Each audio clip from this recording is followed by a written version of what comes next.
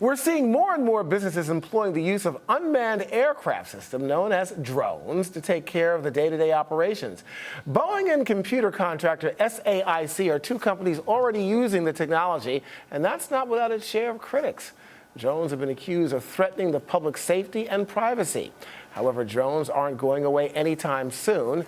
The Federal Aviation Administration expects the number in use to increase from 300 to 30,000 by 2020, fueling what could become a $90 billion industry. The money's always there. That's always the key. But our next guest, Loretta Alkalay, an aviation attorney, says that could all change. He joins us now to tell us why. You know, I got to tell you, I was doing a story earlier this year on a Russian company using drones to deliver pizzas. I don't know if I want my pepperoni, 10,000 feet up in the air or whatever it is. I mean, this is ridiculous.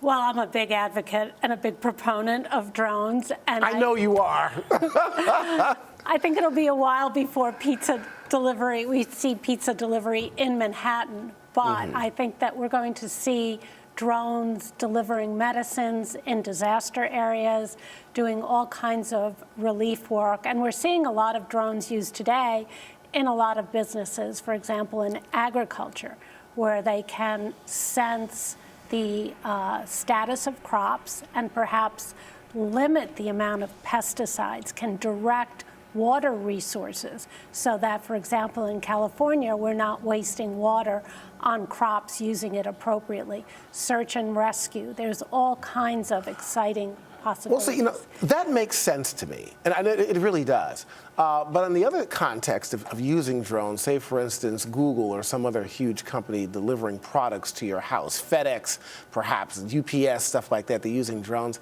I mean, really? I mean, do we see this as a reality down the road? I do, yes. I do think that one day we're going to have doormen on the roofs of our buildings to accept deliveries.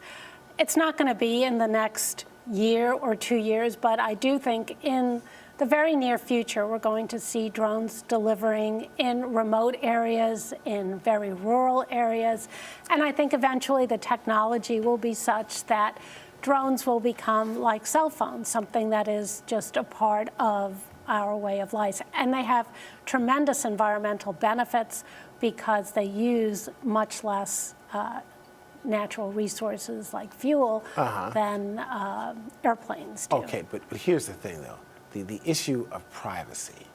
I'm sitting in my backyard in the sunroom, minding my own business, watching NFL football on Sunday, and all of a sudden a drone comes over. It could have a camera on it or something.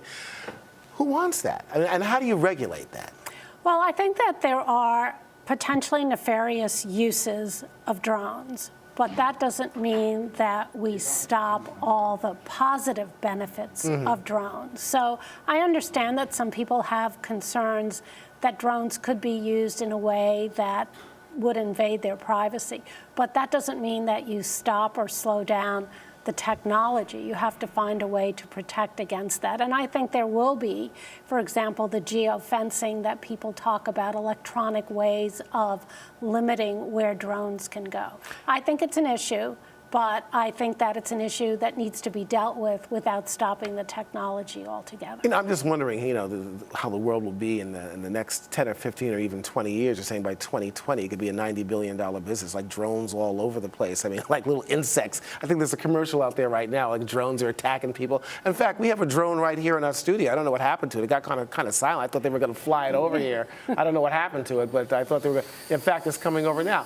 Now, we're here having a nice interview, and all of a sudden this drone comes. Look at this thing. What the heck is this? And this drone has a camera on it, Loretta. It's taking a picture of you right now. I love it. Forget about Edward Snowden. You've got a drone watching you. Well, I think we're going to see drones of all sizes. Right now, the ones that we're mostly dealing with are the smaller drones and, of course, the military. But I think we're going to see cargo planes. We're going to see passenger planes with pilots as backup. Well, actually, I think it's going to be a good thing. As this drone comes here, forget fly swatters. I want to get a drone swatter. How about that? Look, thanks for coming on the show. Obviously, there are a lot of benefits to drones. We'll see how all this goes and how it'll be regulated. It's a pleasure to have you on the show. Thank you very much. You're welcome. All right. Tomorrow on Arise XChange, tackling college tuition. Smart ways to help you save and get a jump start on college savings for your children. Now for another look at the markets. The Dow closing at 18,058, the S&P 500 closing at 2,112, and the NASDAQ ended the day at 5,056. All up, all green. I'm Julian Phillips in for Andrew Smertz. Thanks for watching Arise XChange.